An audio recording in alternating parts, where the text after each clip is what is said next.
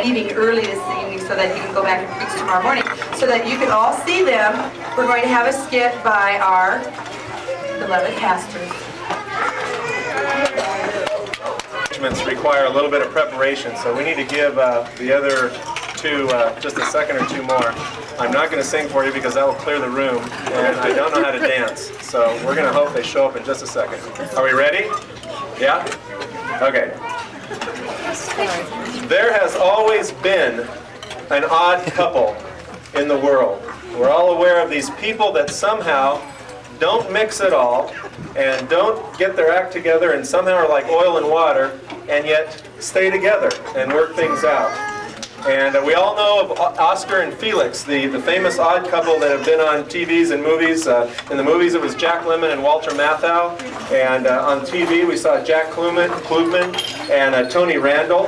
And I'm just pleased as punch to let you know that we have a genuine group, two individuals just like these here at IPC.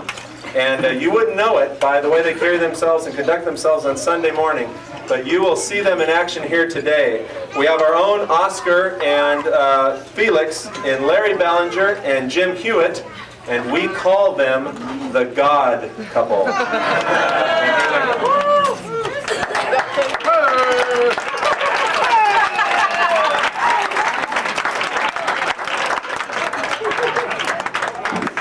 Seahawks. Go Hawks. Seahawks. Man, I got. This is one of the two. We need to set the stage here now that you've seen them. Pretend it is Christmas at the God Couple's house, and one of them, Jim, is here while Larry is out shopping.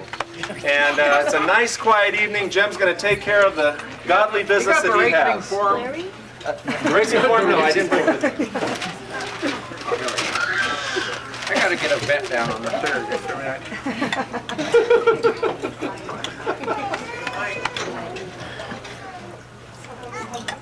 Yeah, I'd like to, hi, yeah, this is Jim. I want to get down in the second. I'd like to box Queen's Emissary to Movado. You know, the usual. 50. I just got a new contract, so I can go up a little higher now. And yeah, $50, right? If you'd box those. And in the third, I'd like to wheel Apollo to Game Wager, if you would. Put me down for that, okay? Great. Yeah, let me know. And sure. Oh yeah, I'll pay for that. Those others that we lost. No problem.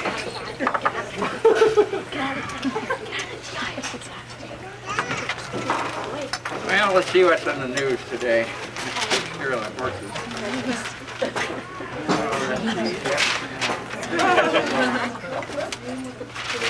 Oh, there's just nothing in the paper today. Well, I'll have some lunch. I wonder when Felix is coming back. I'll tell you.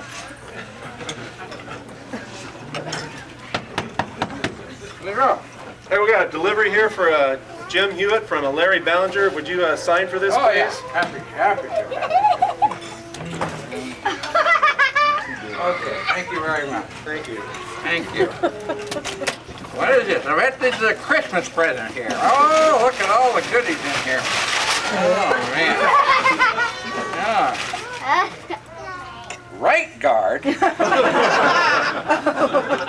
don't need that.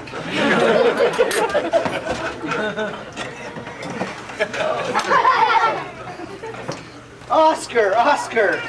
Oh, look at this place! What do you mean, look at this place? It Look looks at this terrific. place! It's always It's a this way Christmas every time you spirit. come back.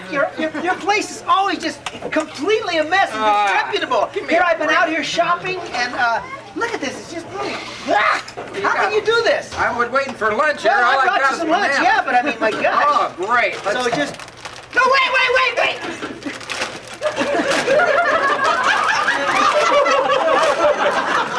Oh, That's the way you open them? no! These are Lay's potato chips. Oh. You don't just gorge yourself with them. You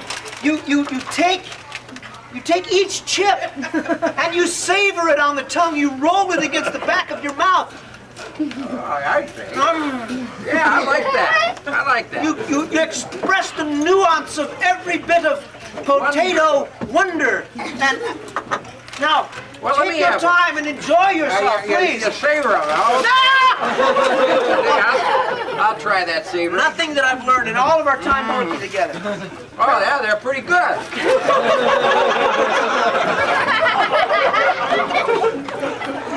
What do you got there? Well, What's that? I was out shopping. Shopping? Yeah, For and- Christmas? That's your Christmas present? Well, I got us a goat. A goat? A goat, yes, a goat.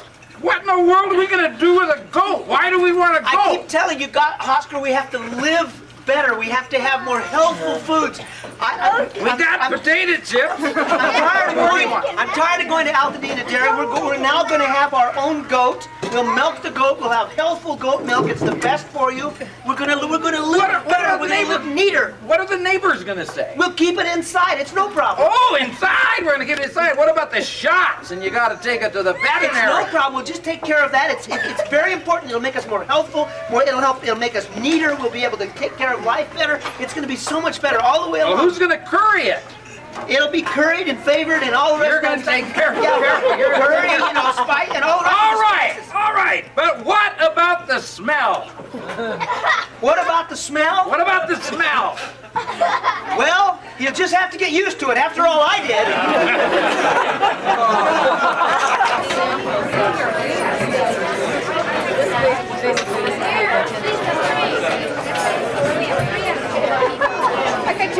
Jim Cook, are you here? Oh, yeah? After the practice, Fight this year? Oh, yeah, that's what I know she don't hang out.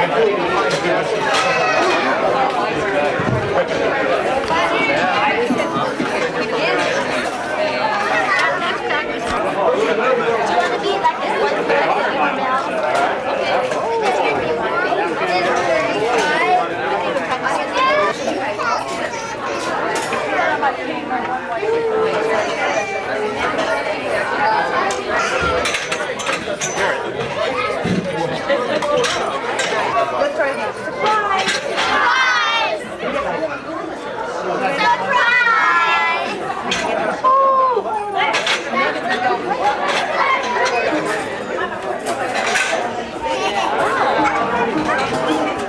Let's go back to our brains and then come on.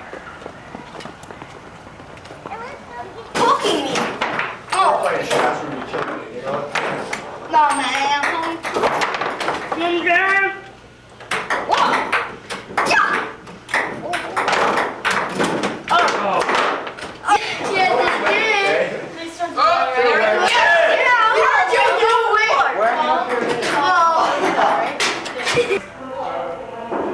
Yeah, this is. Everyone asks me if I'm a teacher, I say yes. I am. At the core of my being, that's what I do. And I always will. Let's see if I can make. Wait, time. Let's see if I can make. No, wait. This is the impossible shot of the gas pump. She's having adjusting. Great. You want to pop it for taking pictures of it. By the side. Go. Hurry up. Don't stop it. Oh! He's taping you. Oh! Yes! There you go.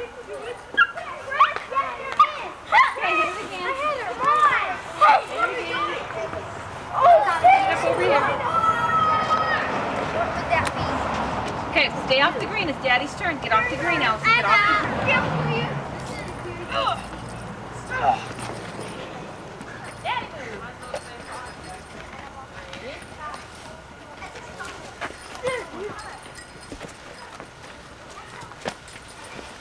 Harder if you can.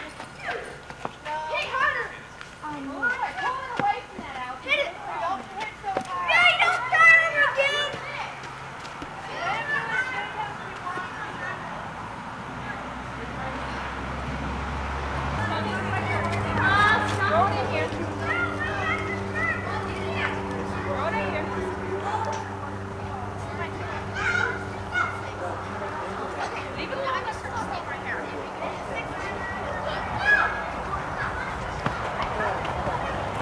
doing? Gertrude McFuzz by Dr. Seuss. There once was a girl bird named Gertrude McFuzz. And she had the smallest plain tail ever was. One droopy droop feather. That's all she had. Her name Lolly Lay Lou. We can't pronounce. And instead of one feather behind, she had Two. Ha ha ha. Poor Gertrude. Spell my name right. Oh, I didn't see. You have to do something. I just, oh.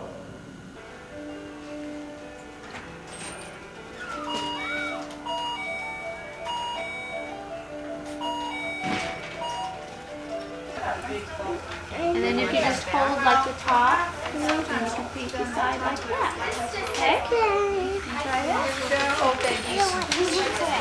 Here, so I just dab some on here and then I was practicing here.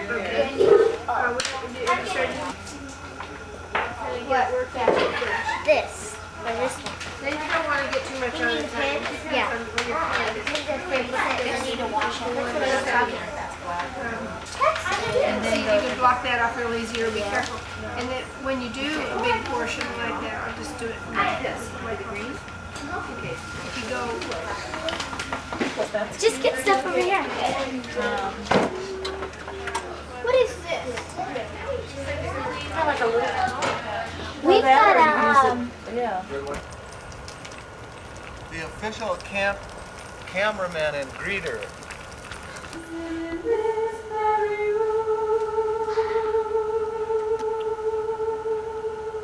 Well, here's some.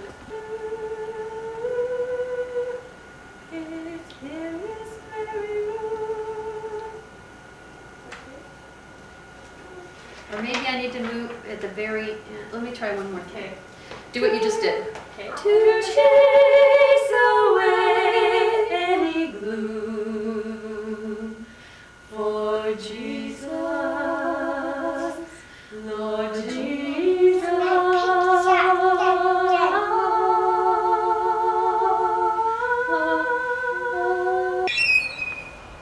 You ready, Eric?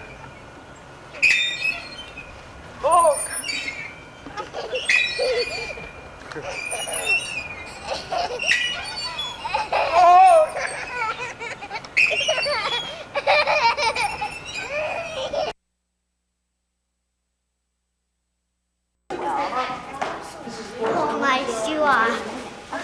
Hey, wanna pull my shoe off? I'm right here. Hey, wanna pull? Okay. Okay. Here. That's first, right? Yeah. Now I get to go. Okay. I got 5. Wait, that didn't count. Yes, it did. Wait, didn't. No, it didn't. It did. Mine didn't. Start all over again.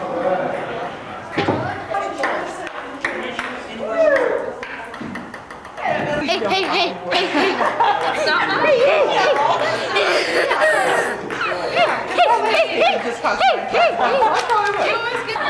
here, can I have that shake? It's mine. Sure. Let's stretch that. Fork it over. Give it back to Jeff. It is. You're Aaron. You're Aaron. I don't have a script. Tough. I'm not. Follow along with her. Follow along with her. Have you noticed that she always has a question? Well, Oscar, Rebecca comes from far away. Rebecca. Well, Rebecca. Look, Carrie. Don't forget, Becky comes from far away. I'm sure she's never seen some of the things we've grown up with all our lives. Doc, I'm just really confused about what this Christmas holiday is like here. I've never seen anything like it. Well, Becky, it's your first Christmas in America, so ask away.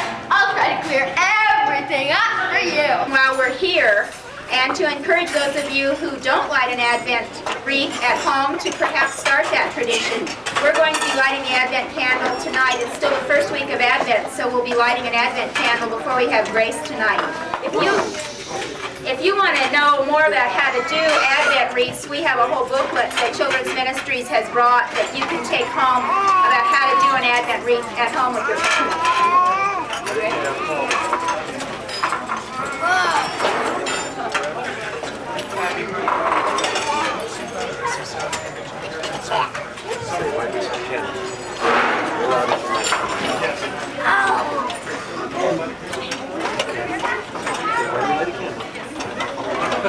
Say it real loud right there. Say it real loud right there.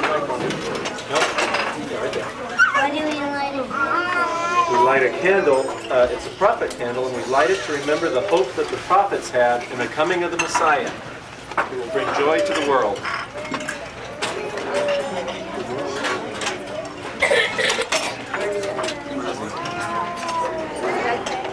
What's the final score?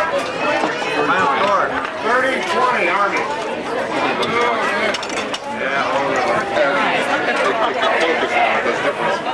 Yes, that would be great. Thank you.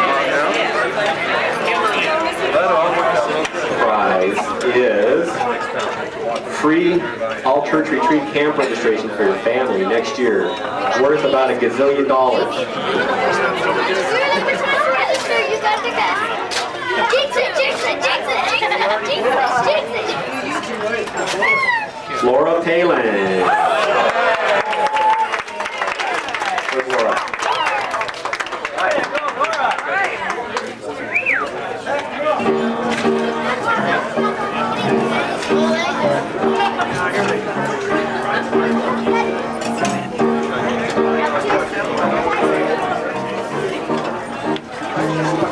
What are you guys doing?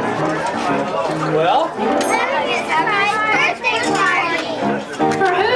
Has a birthday and a cake and a party too.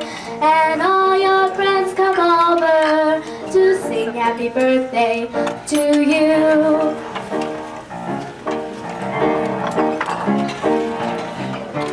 Happy birthday, baby Jesus. Even when your birthday's through, all year long we'll remember each precious gift we get from you. So we sing la la la, la la la la.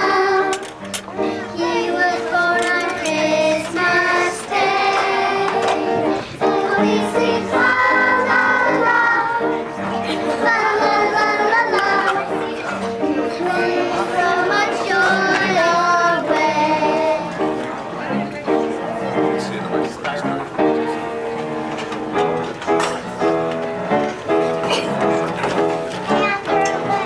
When Jesus has a birthday, the whole wide world is near, and he gives out the presents for all the people to share.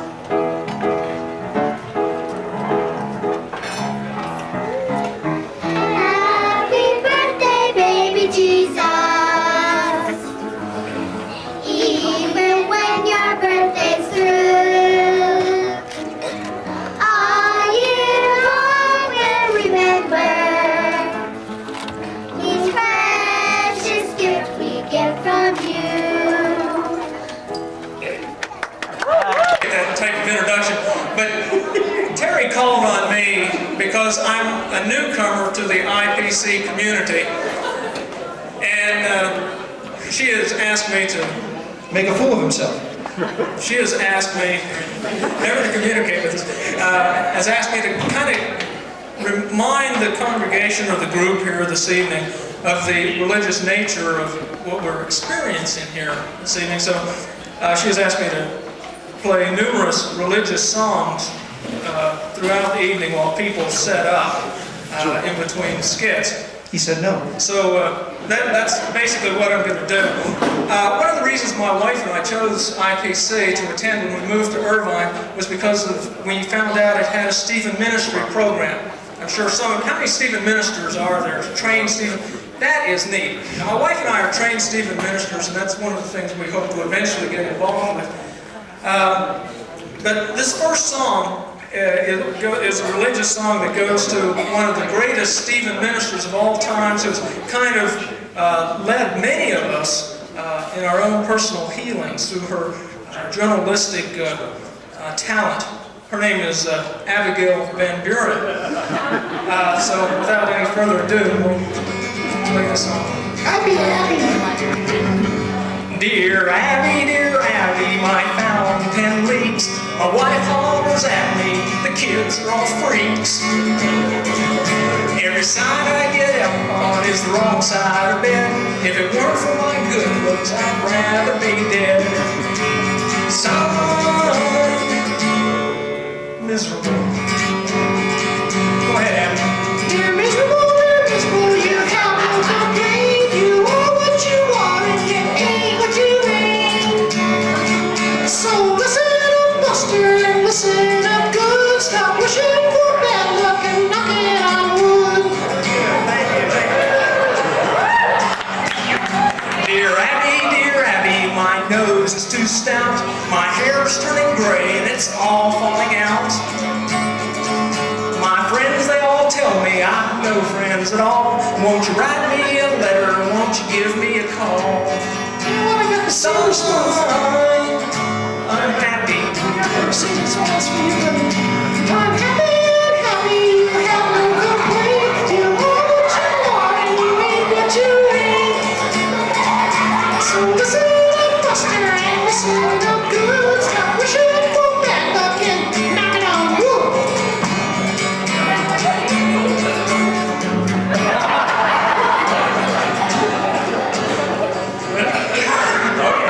Dear Abby, you won't believe this.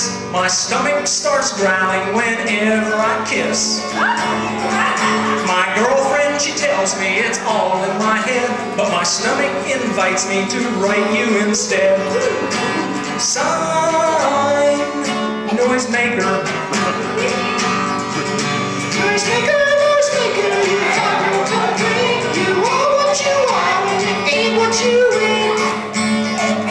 So listen up, Buster, and listen up good. Stop wishing for bad luck and knock it on wood.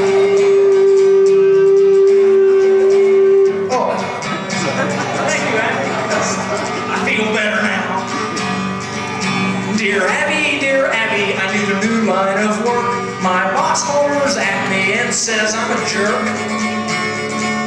Uranium mining is growing quite slow. The radiation poisoning is making me glow.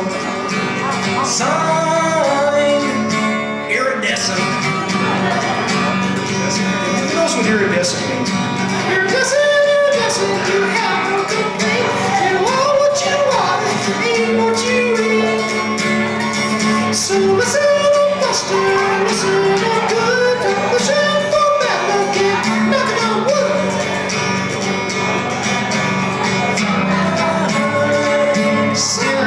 Dear Abby.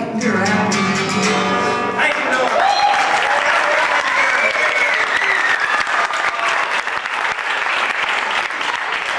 Thank you.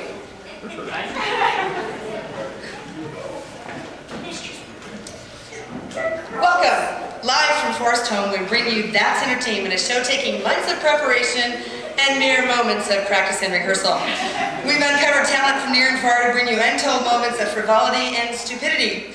This event is being hosted by, well, the closest thing to a celebrity we could get, a person who actually sat in the audience with Bob Mitchell, who actually one time walked down a corridor with Phil Donahue to be on his show. And oh, I had a friend once who went to see Oprah Winfrey. So tonight we'll be giving you up close and personal backstage stories. This next act, comprised of retreat committee members and Kathy Sizer, truly reflects the spirit behind That's Entertainment. When it was suggested that the night's entertainment have more order, a combination of classy drama, pieces and skits, the retreat committee responded with a resounding no way. They said, trust us, they, meaning you, they want men in tights, diapers, they want goofy, they want ridiculous, they want stupid. So, I give you now the retreat committee performing Gertrude McFuzz, setting the example of true absurdity.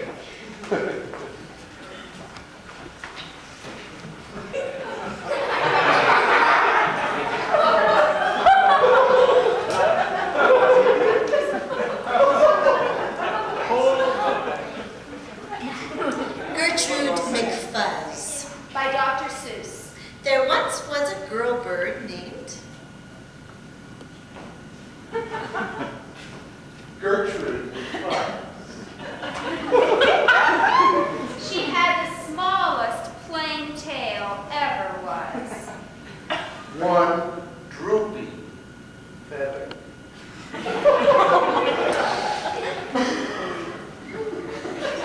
That's all she had. And oh, that one feather made Gertrude so sad. So sad. For there was another young bird that she knew.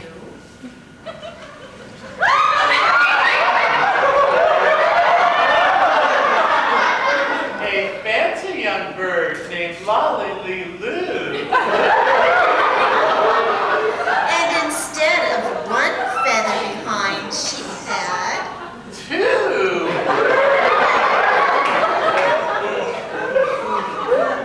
poor Gertrude.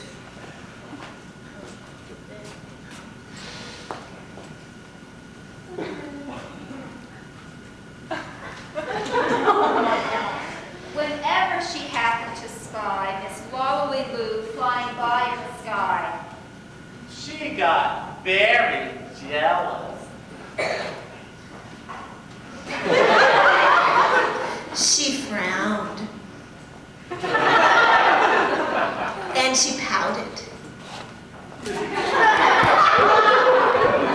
Then one day she got awfully mad. and she shouted, This just isn't fair. I have one. She has two. I must have a tail just like Lolly Loo.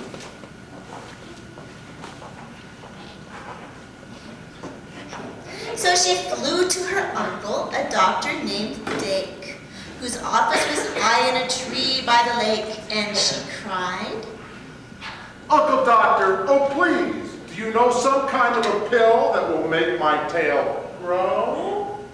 "Tut, tut, said the doctor. such talk! How absurd! Your tail is just right for your kind of a bird." Then Gertrude had tantrums. She raised such a din that finally her uncle the doctor gave in and told her just where she could find such a pill. On Pillberry Vine, on the top of a hill. Thank you, thank you. Chirped Gertrude McFuzz, and she flew right straight to the hill where the pillberry grew. And as soon as she saw it, she plucked off a berry.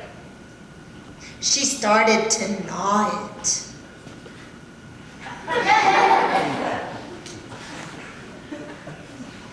It tastes awful.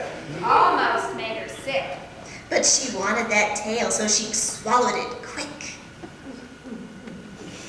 Then she felt something start happening. She felt a small twitch. As if she'd been tapped down behind by a switch.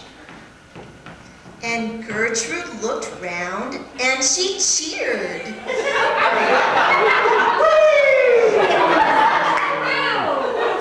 Two feathers!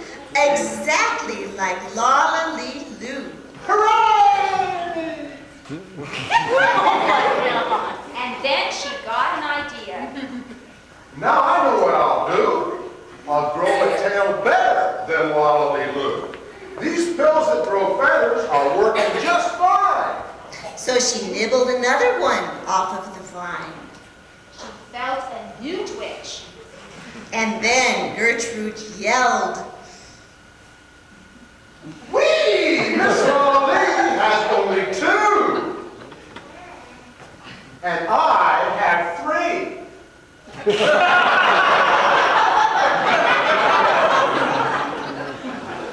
Now, when Lolly-Loo sees this beautiful stuff, she'll fall right down flat on her face. Sure enough.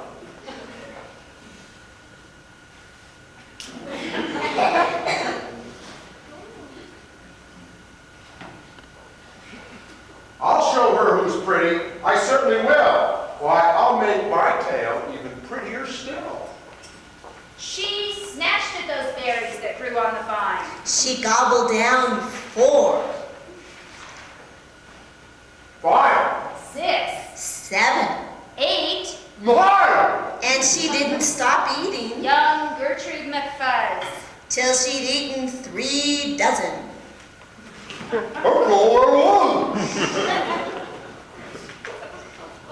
Then the feathers popped out. With a zang. With a zing. And blossomed like flowers that bloom in the spring. All fit for a queen. What a sight to behold. They sparkled like diamonds, Like thunderous. Like gold. Like silk. like spaghetti. Like satin. Like legs. They Burst out like rockets all over the place. They waved in the air. And they swished in the breeze. And some were as long as the branches of trees. And still they kept growing. They popped. And they popped. Until long about sundown, when finally they stopped. And now, Giggled Gertrude. the next thing to do is fly right straight home and show Walla Lulu.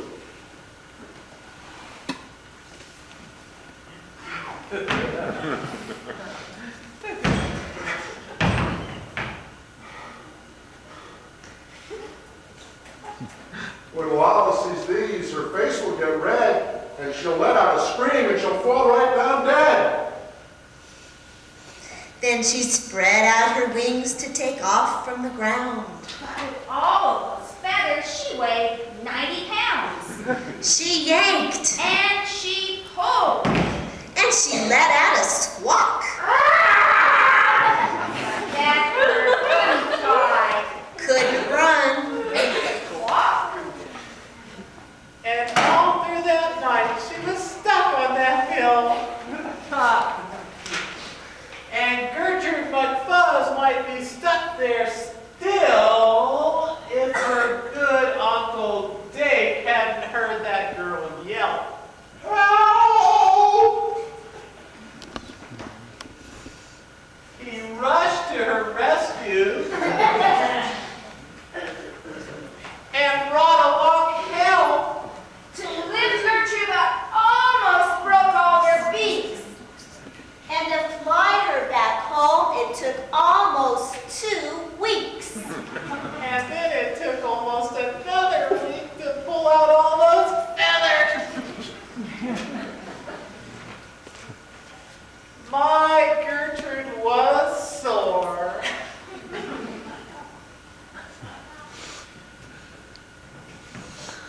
Oh! Oh! Oh!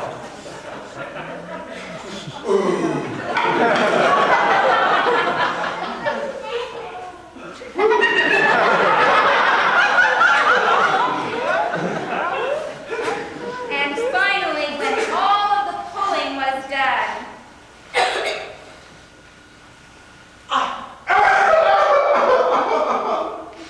Gertrude, behind her, again had just one. That one little feather she had as a starter. But now that's enough, because she is smarter. But now that's enough, because I am smarter.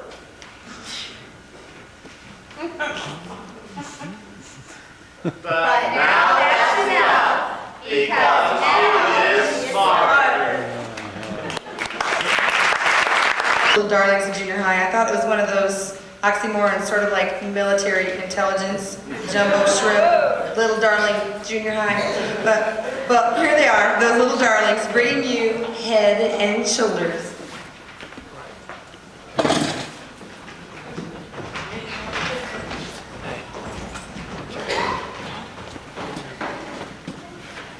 Good morning, children.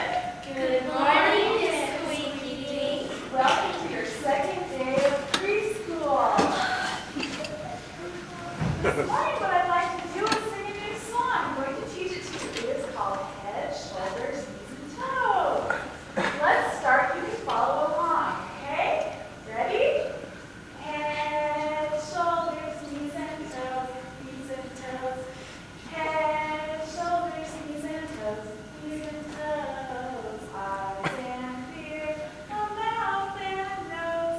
Head, shoulders, knees and toes. Sing along. Faster. Head, shoulders, knees and toes. Head, shoulders, knees and toes. Eyes and ears, mouth and nose. Head, shoulders, knees and toes. Faster. Head, shoulders, knees and toes. Head, shoulders, knees and toes. Eyes and ears, mouth and nose. Head, shoulders, knees and toes. Faster. Head, shoulders, knees and toes. Head, shoulders, knees and toes. Eyes and ears, mouth and nose.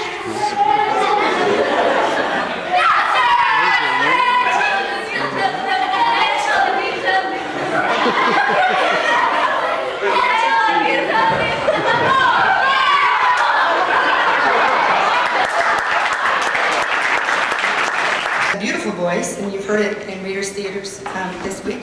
A willing spirit. He's new to IPC. He joined our church because he heard that we had Lauren at our church, and he was impressed with our musical finesse. So he quickly signed up for the entertainment. Quickly discerning this was a man of taste and culture, I reminded him he could be on our program as long as his talent was not tasteful or classy. After all, we had a reputation to uphold. So Jeff agreed. So here's Jeff to sing his rendition of I'll Be Home for Christmas.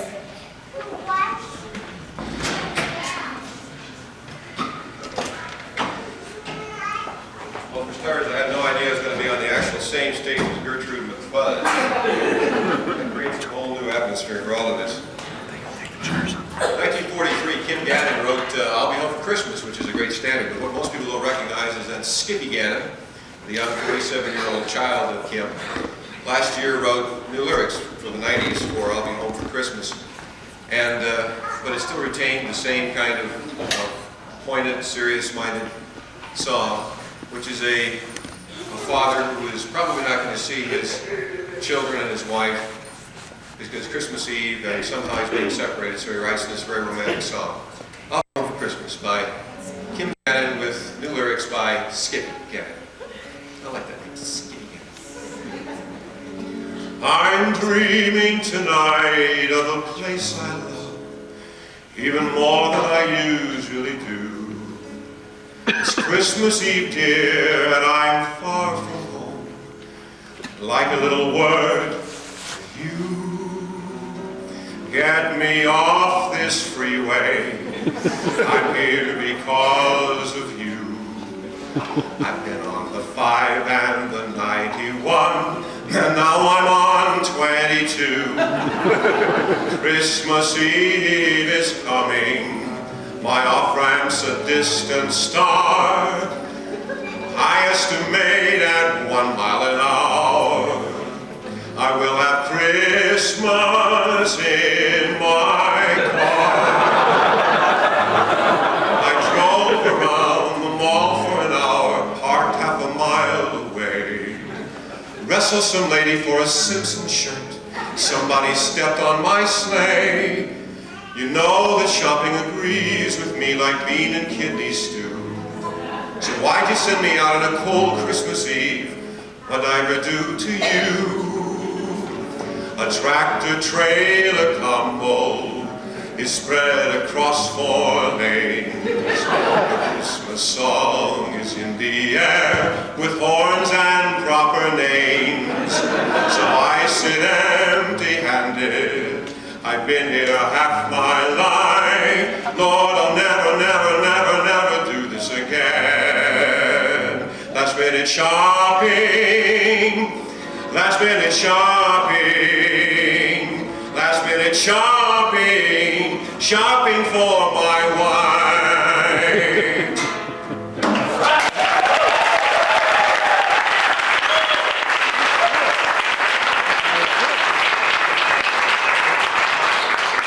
With a voice like that, even that song sounded really nice, Jeff.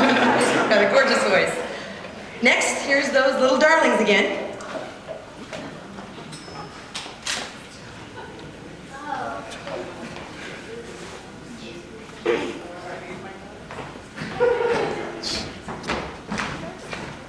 Tired? Well, that's down. I'm here for just a little bit. Right here. Hi guys, what you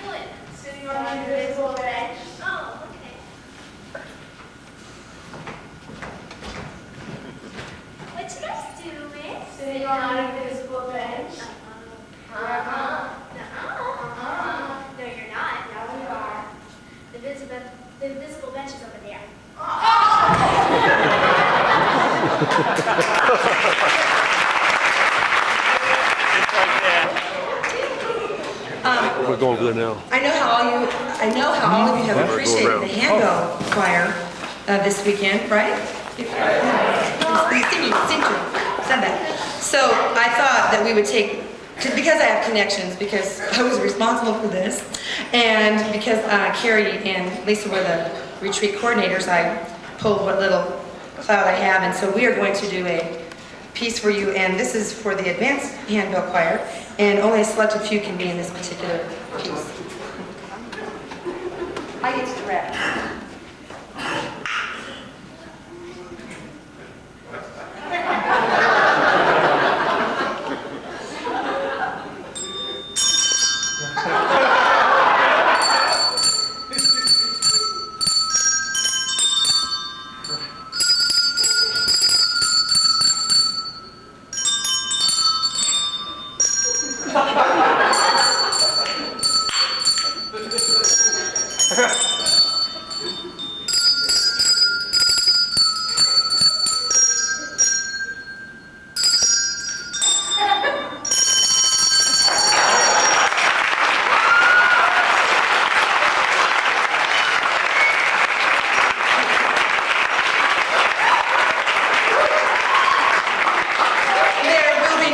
Because that's the only color chart we have.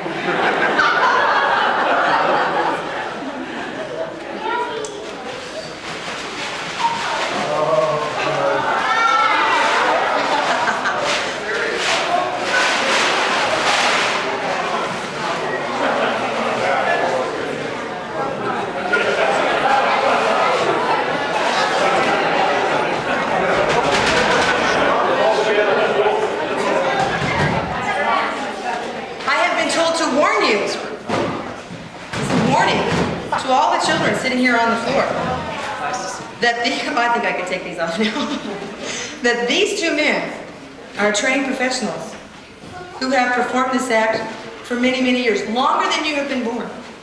So do not try this at home. And now, direct from Appalachia, the dueling vegetables.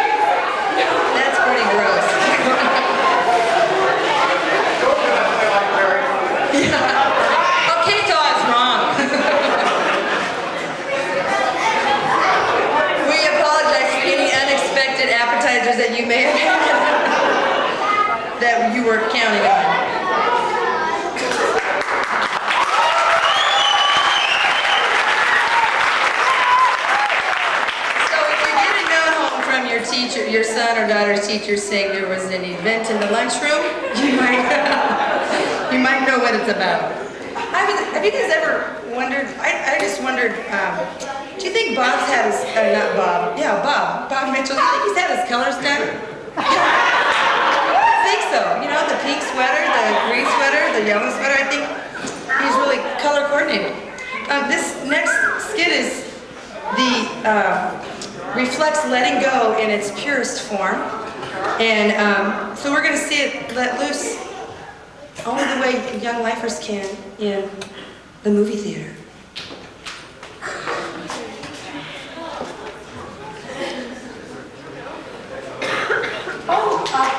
I'm sorry, I knew it. Okay, it was my first mistake all weekend.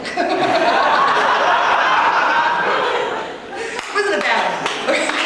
And now I bring you the junior high and the Christmas pageant.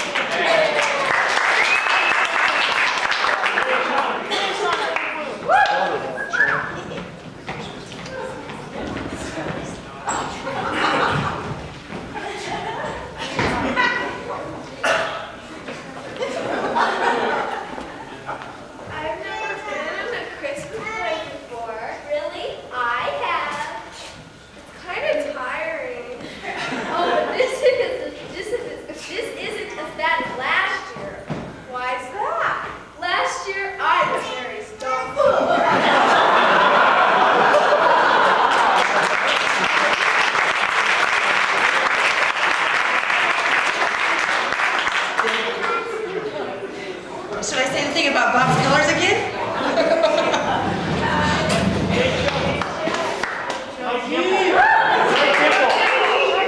I apologize for that. Again, we are going to get to have an opportunity to see young life let go.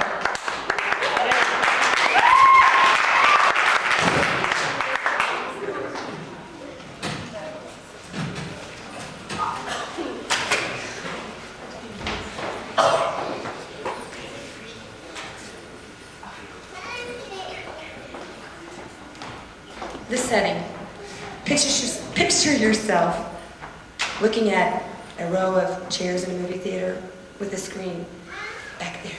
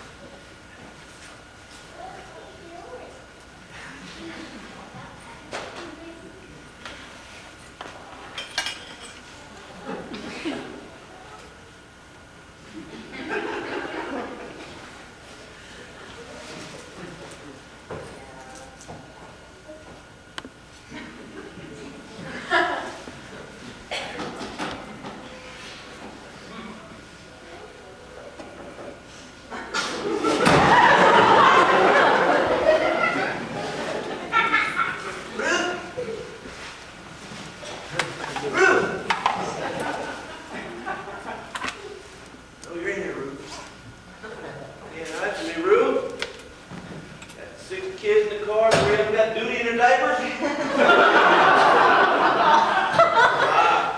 Right on, you be rude.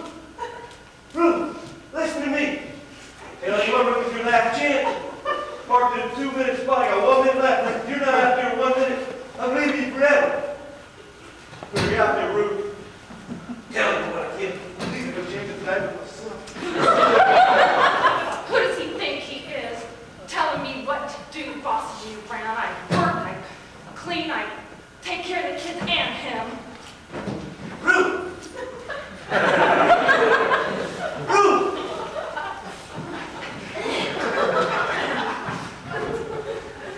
Rude! I've had it now. You better get out here now. I'm not putting up this anymore. I'm gonna start throwing diapers on you dirty. Ask me 10 seconds and we're leaving, Ruth, without you forever. You better get out here. I can't believe it. Women are so responsible. He makes me so mad. Dumb ex-football player running my life.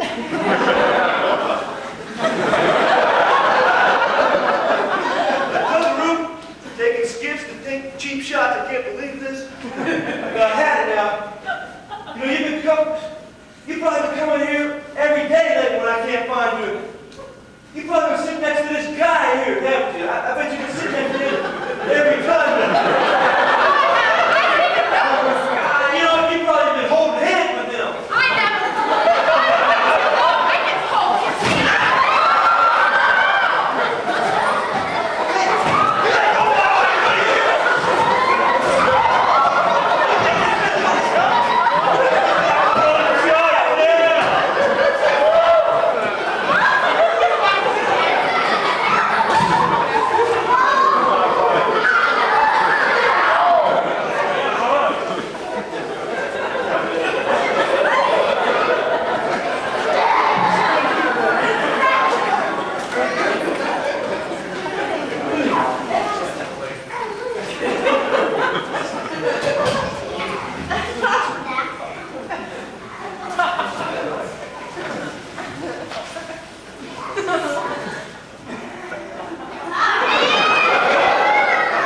Jeez, lady, your husband is really gross.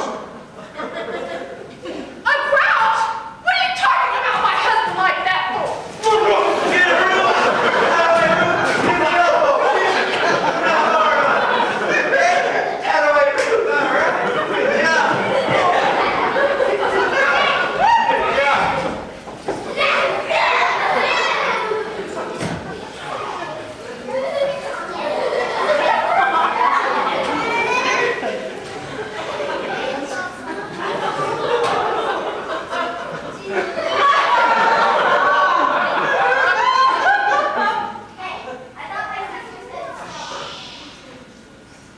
You see what that couple did to me?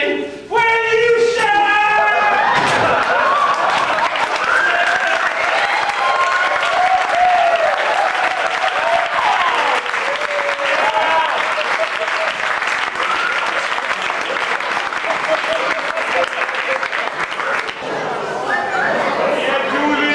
Hey kids, I think that popcorn's dirty. They're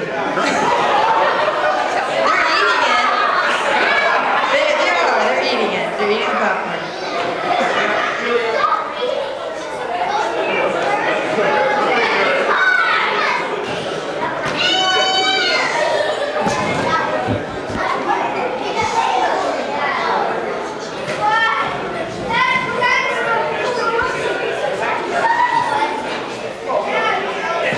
The 4th through 6th graders. Hey boys and girls, hey you guys, I'm gonna be a teacher now. It's gonna come out in you. You guys all scoot back, up against the back chair, so you're up against like these things here, so you're not close to the stairs. Because Pop has been working really hard with the kids, and you need to know that. But one of the things that they've been doing is preparing a number for this, and they call themselves Doug and the Slugs. And with a name like that, no other introduction is really necessary.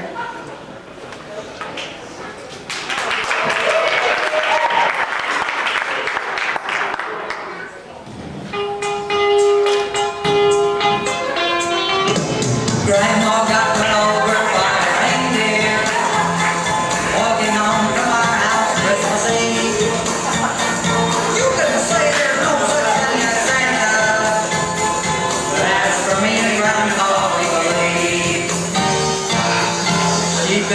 drinking too much eggnog, and we begged her not to go, but she forgot her medication, and she staggered out the door into the snow. When we found her Christmas morning at the scene of the attack, she had footprints on her forehead and incriminating claw marks on her back. Grandma got run over by a reindeer walking home from our house Christmas Eve. You can say there's no such thing as Santa, but as for me and Grandma, we believe. Now we're all so proud of Grandpa. He's been taking this so well, sitting in there watching football, drinking beer, playing cards with his hustle now. It's not Christmas without Grandma. All the family dressed in white, and we just can't help but wonder, should we open up her gifts or send them back? Grandma got run over by a reindeer walking home from our house Christmas Eve. You can say there's no such thing as Santa, but as for me and Grandma, we believe. Now the goose is on the table, and the pudding made it big. And the blue and silver candles that would just match the hair in Grandma's wig.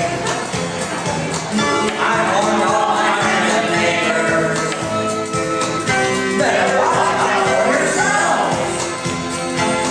They should never give a license to a man who drives a sleigh and plays with elves. Grandma got run over by a reindeer walking home from our house Christmas Eve. Now you can say there's no such thing as Santa, but as for me and Grandma, we believe. Sing it, Grandma got run over by a reindeer walking home from our house Christmas Eve. You can say there's no such thing as Santa, but as for me and Grandma, we believe.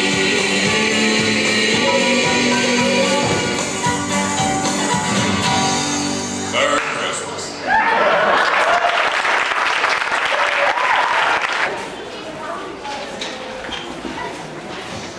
We have, at the last minute, decided to add some bit of refined cultural performances, so I bring to you, straight from the Forest Home Civic Light Opera, the Civic Light Opera.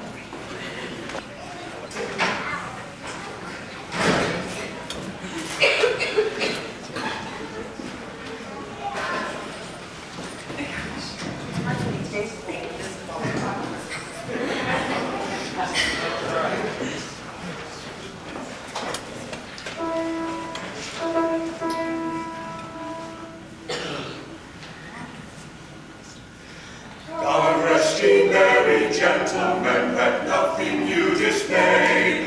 Remember Christ our Savior was born on Christmas Day, to save us all from Satan's power when we were gone astray. Oh, tidings of comfort and joy, comfort and joy. Oh, tidings of comfort and joy.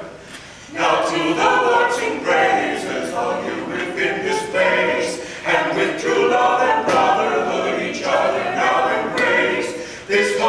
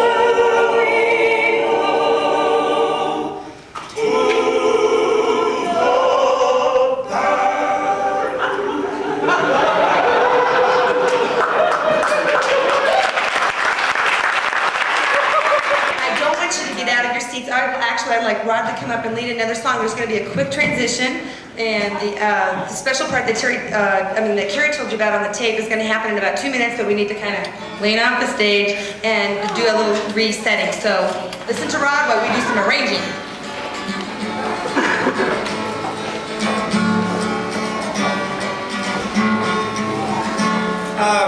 This is a song, but real quickly, let me tell you something about Bob. You know, Bob is from Dallas, Texas, and I kind of hail from that same area, about 30 miles west of there, a little place called Fort Worth. And one of the things that impressed me about Bob this morning is he said that when he was getting married, the only advice he received was from a Southern Baptist or something like that. But I was real glad to hear that he himself has much more integrity, and he provides marital counseling. Why, in fact, about 10 years ago when my wife and I were thinking about getting married, I looked Bob up to find his advice, just to get it from him, from the horse's mouth, so to speak. And he took me aside and he told me these words. Always marry the ugly girls, that's the only kind. They'll never ever leave you, and if they do, you won't mind. But he went on. He said, I've learned this from personal experience. He said, my uncle married an ugly girl. She drank from a special cup. You see, she had a great big lower lip, but her upper lip covered it up. Thank you, Bob.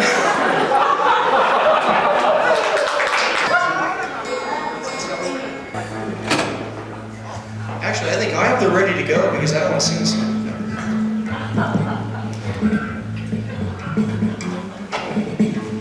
Okay, we've been staring at the song up here, How Great Thou Art. And one of the things that comes to mind is sometimes we don't think how great thou art, but how great I art. So, oh Lord, it's hard to be humble when you're perfect in every way. I can't wait to look in the mirror, 'cause I get better looking each day. To know me is to love me. I must be one heck of a man. Oh Lord, it's hard to be humble, but I'm doing the best that I can.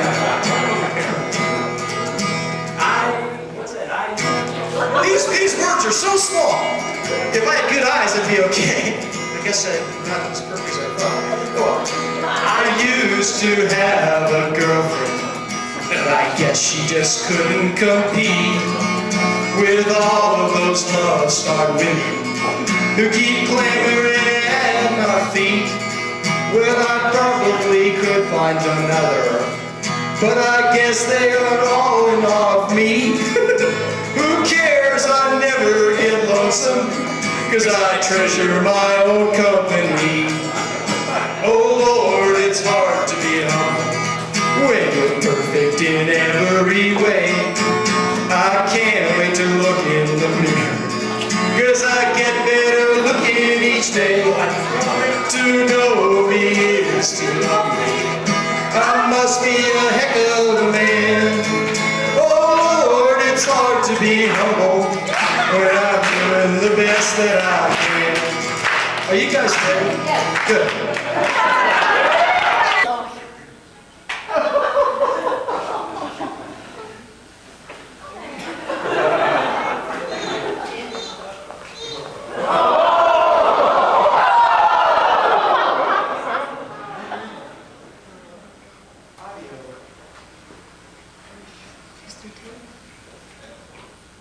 Where is the sound on this?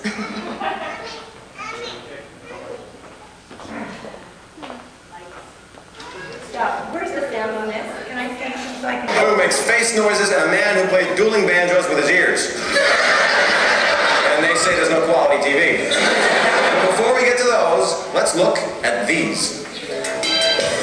This is not your average game of horsey. Danny on the left is a horsey, but Uncle Terry on the right, he's actually a bald eagle.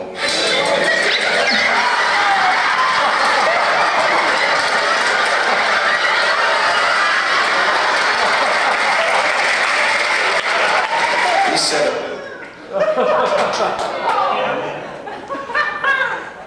That's my friend Terry.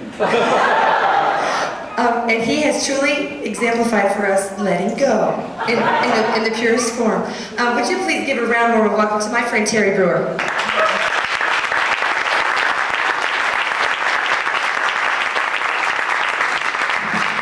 I should just pull it off right now, shouldn't I? How are you guys?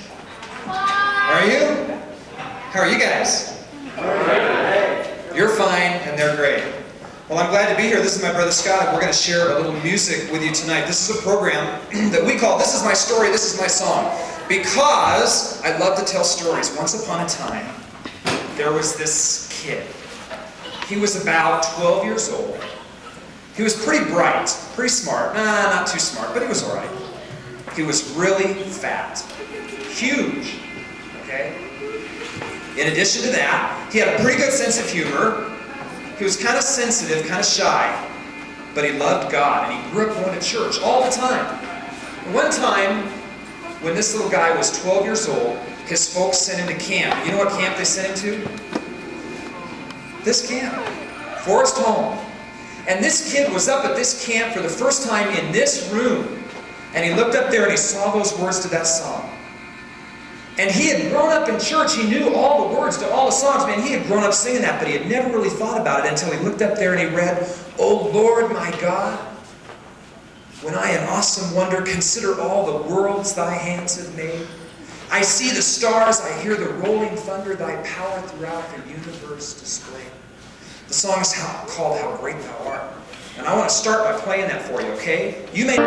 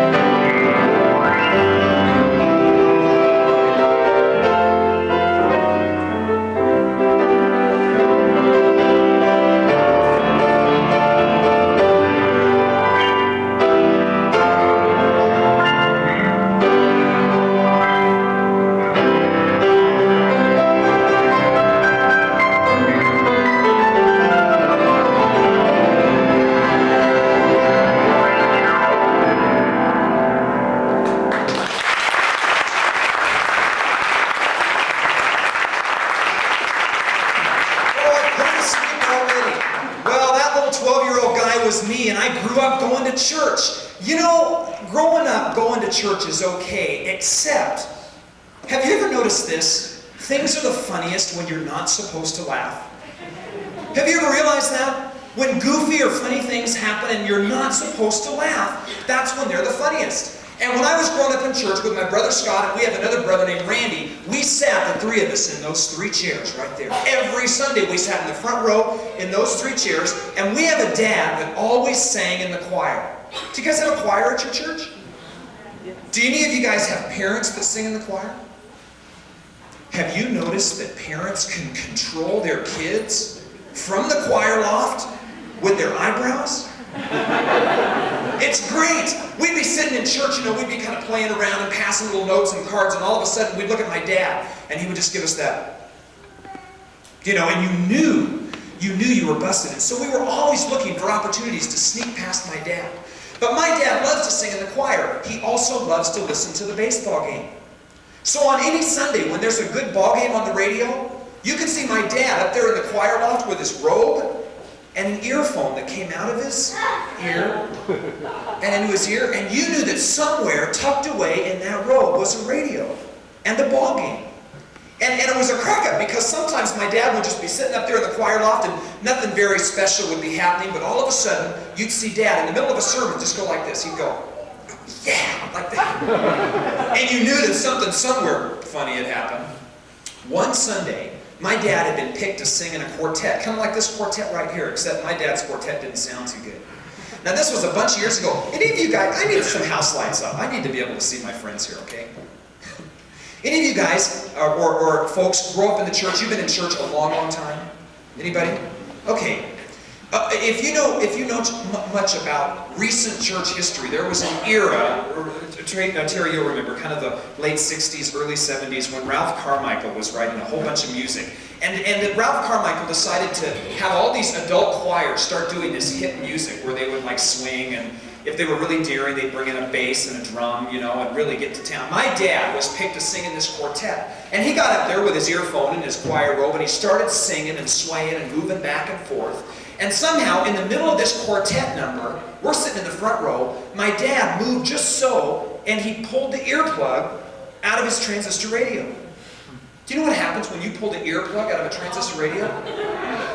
The choir sang, Amen, Amen, it's a pop fly to right field, and everyone's starting down the front. And then my dad is doing this, trying desperately. Oh, and we never forgot that. We laughed so hard because we weren't supposed to laugh. See, when you're not supposed to laugh, things are the funniest. Now, do you guys have communion at your church? At my church, we had communion every Sunday. And that's an important time in the service to be spiritual. And I was trying so hard to be spiritual. Now, I was in junior high by this time. And I had a best friend in junior high named Sean. And Sean and I would get the giggles over anything, anyway. One of those buddies that all you had to do is catch him in the eye, and you'd start laughing. And so Sean and I were sitting in church, and quite often the pastor would put someone between us so we wouldn't squirrel around in church. And on this particular Sunday, pastor had put his son, Wally, between Sean and I. And we were sitting there in church, and there was time for communion. Now here's what happened. Believe me, communion is a great time in the service. But I saw something funny. The pastor prayed, and at our church they used to pass it. How did they do it at your church? Did they pass the trays through the... Okay, well at this church it was kind of serve yourself, and they passed the trays through the auditorium. And when it got to me, I took my bread and I gave it to Wally. Wally dropped the bread plate. Okay? And now Wally drops the bread plate, and he bends down and he starts to pick the bread up and put it back in the bread. So now Sean and I are doing one of these laughs. I normally don't say this in church, but since the evening has already been somewhat guttural, let me tell you that these laughs are what I call, they're booger laughs, because they're the kind of laugh where you go, you're trying desperately not to laugh, and Sean and I are sitting there, and Wally is picking up the bread and putting it back in the bag. Now along comes the tray with the juice, okay? And all the pressure is on little junior high Terry because everyone's looking at me. And I didn't want that kind of pressure, so I drank my juice real quick and I gave the tray over Wally to Sean. You're ahead of me. When I passed the tray over Wally, Wally sat up with the bread plate. He hit that juice tray and it just sent juice flying. So like slow motion, Sean and I turn and look, we just go clear around. Here is this woman behind us with the old big, remember the big beehive hairdo that the ladies used to wear? Okay.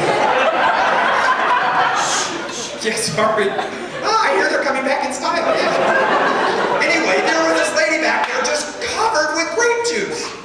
And now Sean and I do this. We are dying. We're laughing so hard. What do you do when something funny like that happens? You laugh. You can't help it. This is a true story. We were in church. Oh, this is a killer.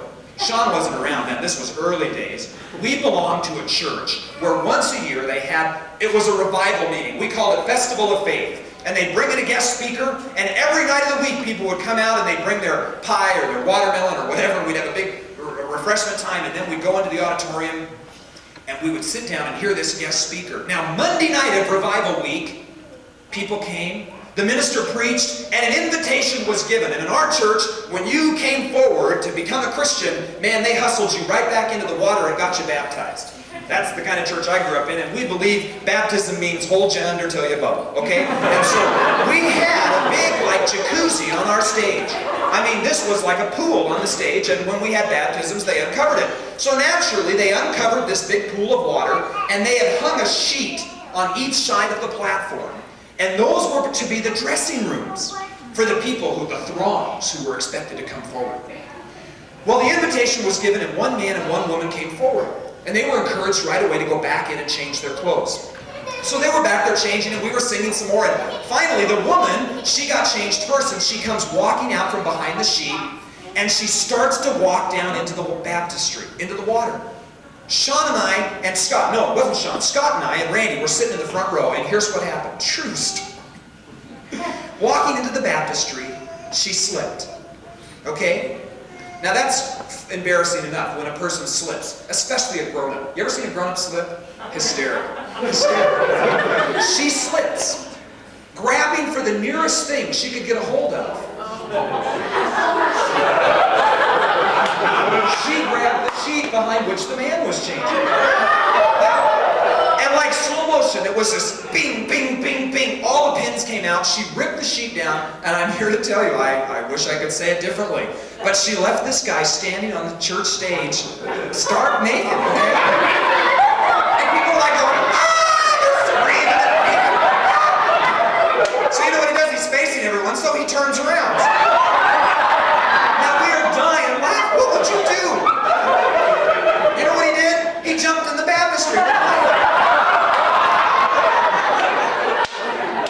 And this is the cool thing. A good church organist can cover any mistake. So she starts to play the first song that comes to her mind, Just As I Am.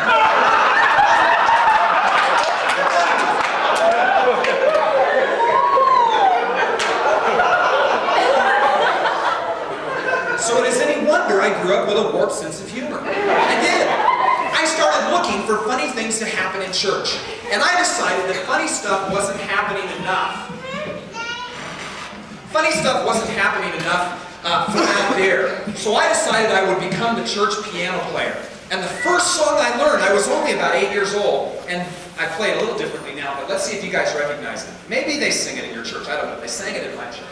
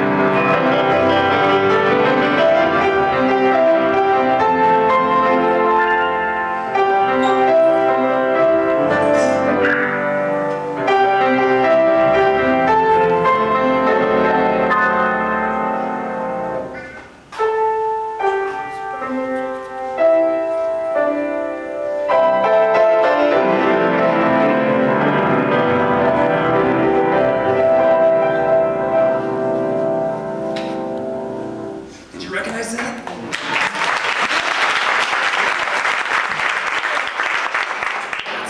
That's a song called Jesus Loves Me, and that was the first song I learned when I was your guys' age growing up in church. But it wasn't long before I realized that all the action was happening up on the church platform.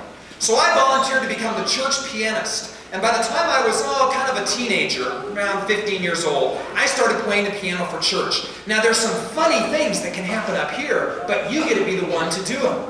For instance, at my church, we played the piano through everything. You played the piano through prayer, we played the piano through announcements, we played the piano through just about everything. And that sometimes you'd run out of songs. But I learned early on that you could slow down just about any song and add some frilly stuff to it, and if you were really good, nobody recognized it. See if you guys know this song.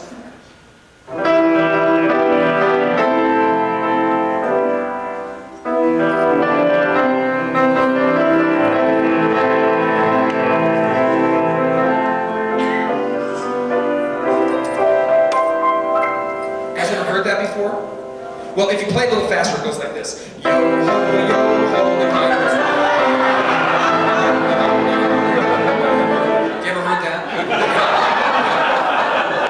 great song. And I rarely got caught. You know, my favorite thing to do, I had a friend in high school named Violet.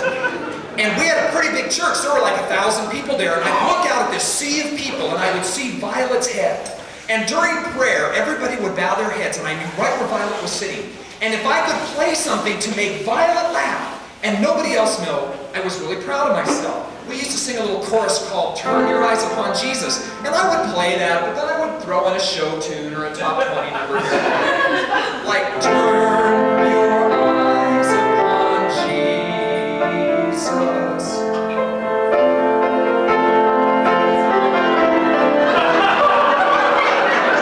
And then Violet, I'd look out there and she'd be shaking like this. Nobody else knew. But one Sunday I got caught because I worked on a Christmas offertory. Offertory means you play this special number during the offering. And I worked for a month on a Christmas song called Ring the Bells. Now, of course, I'm not a singer. I know that surprises you all, but I'm not a singer. And so I just play the song. And Ring the Bells goes like this. Ring the bells, let the whole world know Christ was born. And it goes on and on. Okay, now, the problem is that song sounds just like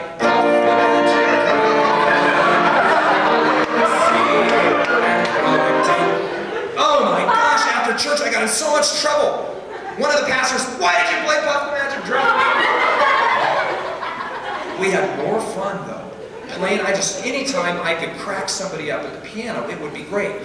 The worst time when you're playing the piano is when you make a mistake. Like a really obvious mistake, and everybody knows it. One Christmas I was going to play Joy to the World and it came out like this. This was a killer.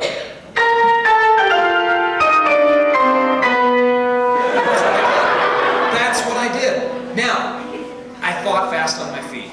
And I thought, I can make this work. I can turn this into an offertory. I'm serious. Here's how it turned out. Actually, I was pretty proud of myself.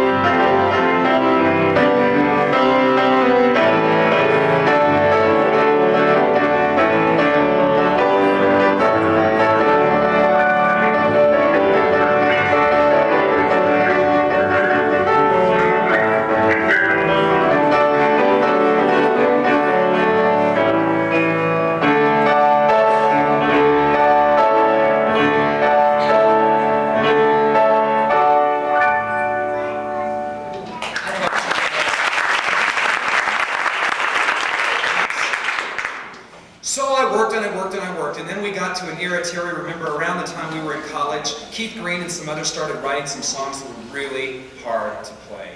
I still don't like to play them, but I have to occasionally because they're the only really new stuff I know.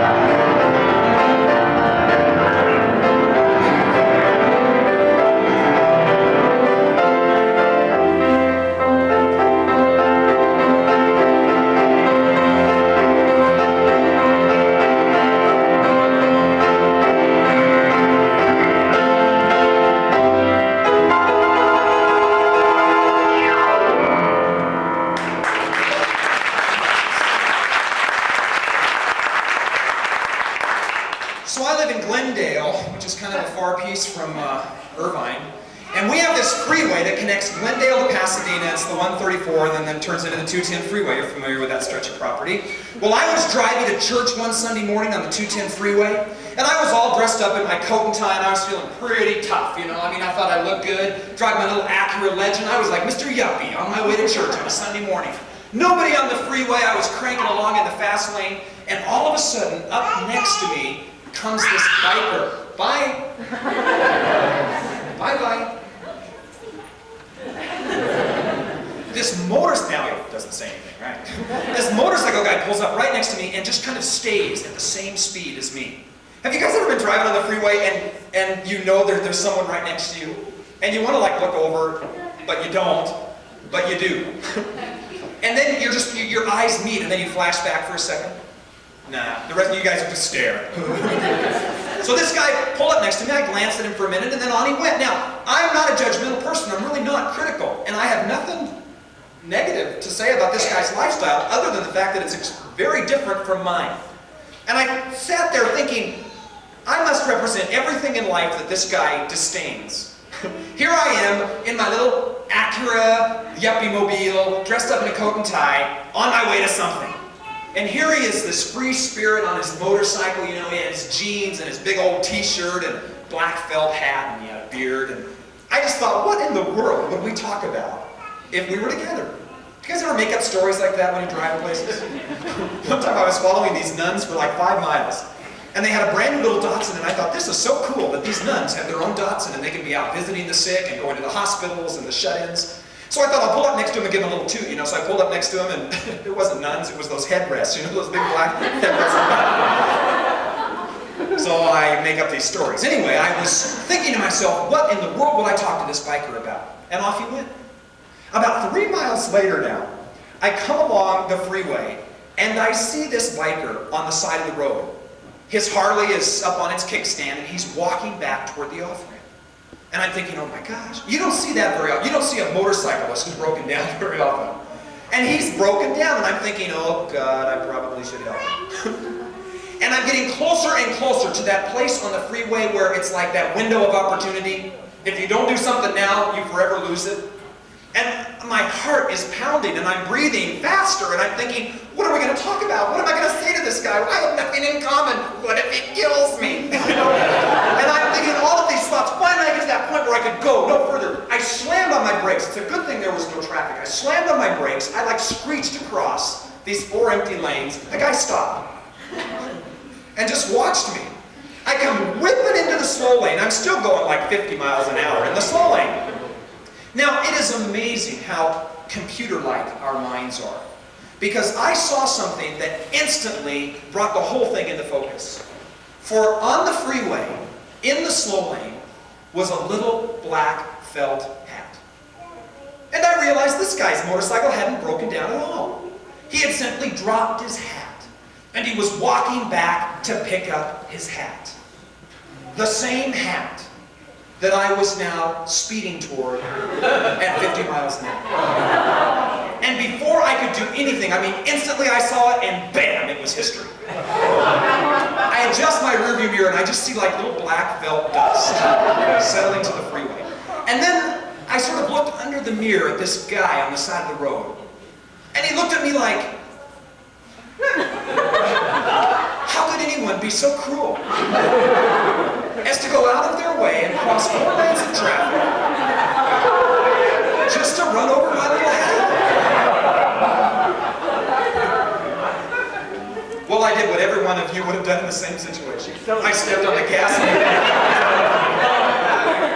I did, man. I took off. And as I was driving away, I started thinking, I wonder if this guy will ever understand that I really have good intentions. I wonder if he will ever know that I really meant to do well, not harm. Then as I got further away, I really started getting philosophical. And I started thinking, I wonder how many wars there are, how many bad relationships there are, how many failures there are in the world, how many problems exist simply because good intentions go awry. Then as I got a little further, I got really philosophical, and the question of the morning became, I wonder if an Acura Legend can outrun a Harley Davidson. It is interesting, isn't isn't it? Because we approach things in our lives with all kinds of goals and ideas and targets. I mean, we start new relationships and new jobs. We move into new homes. Some of you begin your marriages. Marriage. You begin an educational process. We do all kinds of things with these great goals and ideas. But then something can happen along in our life and we get off target. We get a little off to the side. I learned a verse early on as a kid. It's from Proverbs 17. It's verse 22. And it says, a merry heart does good like a medicine. A merry heart does good. You know what that means? That means if you're happy, you'll be happy. And others around you will be happy. A merry heart does good like a medicine. And there was an old gospel song we grew up singing at my church. Some of you guys will have to go back 25 years or more in church to recognize this one. But here's an old gospel song we used to sing.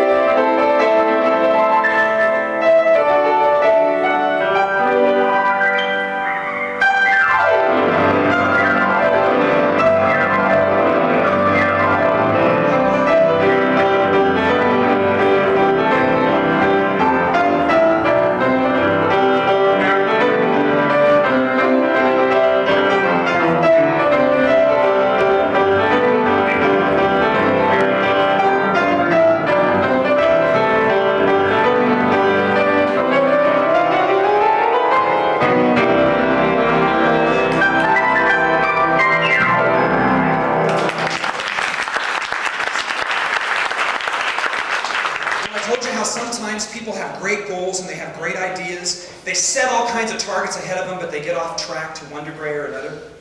About 5 years ago this summer, the most unusual thing happened to me in my whole life. It was summertime, and I was hiding behind a restaurant in Pomona. And I was waiting, seriously, I was waiting for a signal to be given. And when the signal was given, I was to take a baseball bat, sneak across the parking lot, and break the windshield of a brand new, then 1985, Cherokee Jeep. And I was to reach in under the front seat and pull out a loaded handgun that had been placed there by someone who earlier that day swore that he was going to kill me. And I was scared. I mean, I'm a normal guy. I go to church. I'm kind of an easygoing guy. And all of a sudden, somebody was going to kill me. Seriously. And the police weren't involved, and if I didn't steal that gun from him, he was going to use it to kill me. And so I waited, and when the moment came, a signal was given from inside the restaurant, and I rushed across that parking lot. I took a baseball bat, and I hit that windshield as hard as I could, and the first time it didn't break. And I thought, oh my gosh, my one moment in life to do something right, you know, and I took off and I hit that windshield again, and this time it shattered. And I climbed up on the hood, and I reached down into the front seat, and my hands were shaking. I reached down and pulled out a loaded handgun, a large handgun, big, heavy. I had never even seen a handgun like that before up close, let alone held one, let alone one that was loaded to kill me. And I took that gun and I put it inside my jacket and I hid back across the parking lot. And as I did, this guy came out of the restaurant, the guy who owned the Jeep, the guy who said he was going to kill me. And he saw what my brother-in-law Dave and I had done. And we jumped into my car and we took off on the freeway with this gun. We didn't know he had another gun in the car. He jumped into his Jeep, and even without a windshield, he took off chasing us. I ran to my mom's house. I got my mom, my dad, my brother, my sister, her kids, my neighbors. I even had to get my secretary, and we all went into a hotel and checked into a bunch of rooms, and we hid there for 3 days. And during those 3 days, I thought to myself, how could this happen? How could somebody that I grew up with, how could somebody that I loved, how could somebody that loved God, how could somebody like my own brother Scott want to kill me? But it was him, because he had been on cocaine for 10 years. And at this time in his life, he had been using so heavy for 2 years, he hadn't eaten or slept for 2 weeks, and his wife decided to bail. She split and took his son with her. And when she did, Scott, in his irrational state, out of his mind on cocaine, thought Big Brother Terry was hiding his wife from him. And so he got a gun, and he got his buddies, and he started to track me down to kill me. And I was scared. Scared to death. Well, we tried for 3 days to get Scott arrested, but he hadn't broken the law yet. Can you believe that? So the police could do nothing. Finally, after 3 days, that old Jeep of his with the broken windshield broke down. So he went to my dad's house. We were still hiding in a hotel. He went to my dad's house, and he borrowed my dad's car, like he had done hundreds of times. But this time, without my parents' permission, I called the police, and I turned it in as grand theft auto. And they said, Mr. Brewer, you're telling us that your brother Scott is on cocaine, hasn't slept in 2 weeks, and has a loaded gun in his car, and you want us to pull him over? You know what's likely to happen? I took a deep breath and gulped. I was signing my brother's death certificate. I said, yeah, you got to do it. I didn't even tell my folks. So they began to track him down, and within 24 hours, if you were old enough to remember it, it was on the news even in our community. The house where he was held up with some other drug buddies was surrounded. The SWAT team was called in, and they managed to get these guys out without any gunplay. That was a miracle. And Scott got thrown in jail. The next day I showed up bright and early in jail, in the courthouse, and Scott was brought in because he's so violent. He had handcuffs and ankle cuffs. They brought him in, and the judge set bail at $5,000. I looked around and I stood up and I said, Your Honor, $5,000? His drug buddies can get him out with $5,000. This man is dangerous. My life and my family's life is at risk. The gavel came down again, $50,000. And my brother looked across the courtroom at me and was going to kill me right there. And off he went to jail. For 30 days he was in jail. And I went every day to visit him. The first week he wouldn't even come see me. The second week he'd come see me just to yell at me, to ask me why I was keeping him in jail. See, I knew a little bit about drugs, and I knew if I could keep him away from the drug for 30 days, he might come back. And he did. At the end of 30 days, Scott, near that middle of that last week, Scott came to the window, this big, thick glass window, and said, You're not going to believe this, but the guard that they have set to guard me, he was in a special cell because he was so violent. The guard is Christian. And he's been asking me if I want to rededicate my life to the Lord, and I have. I went straight to the judge, and I said, Now I'd like you to release him on his own recognizance to my custody. And the judge did. Couldn't believe it. It's amazing how those guys will do what we tell them sometimes. Release Scott. Down came the gavel again. He's released and had to come and live with me for 6 months. I don't know what was worse, Scott. 30 days in jail, 10 years on drugs, or 6 months living with older brother Terry. But he did. And we had Bible studies together. Scott found himself a great support group. He found himself a wonderful Christian therapist to help him understand a little bit about who he is and why he used. And now, 5 years later, I am so excited to tell you that Scott has been straight and sober for 5 years and has just been named the new director of the Way In, which is the Salvation Army's drop-in center on Hollywood Boulevard for teenage runaways. And he encounters people every day whose lives are on the street and using drugs just like his was 6 and 7 years ago. Folks, that's a miracle. It's a miracle of God.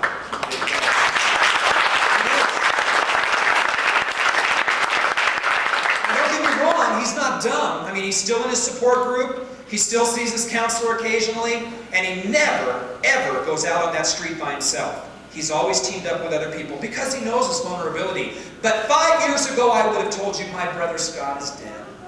We'll never see him again. He's bound to overdose or get killed in a fight. And here he sits playing the bass. And he's quite a good speaker, by the way, except I have the microphone and we're out of time, so I'm not going to let him speak. But I want to share with you one last song, and it's a song that pulled my family and I through those difficult years. They were some difficult years. And it was good to have grown up in the church and to have learned some good old hymns, because there's one that's called It Is Well With My Soul. And it talks about how when life gets difficult, you can still believe in God and hold on to God and know that He's going to work a miracle like He did in Scott's life. Listen to this. It is well with my soul.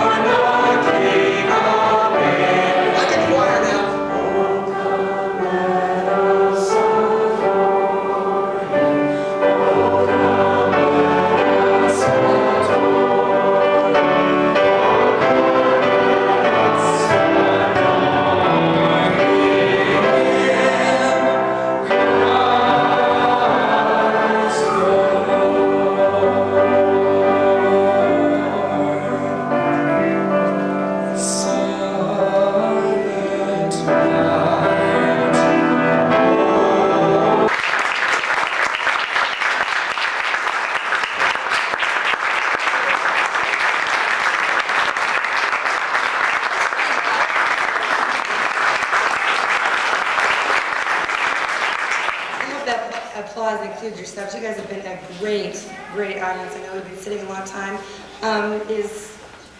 What's that building? It's the snack bar will be open till 11.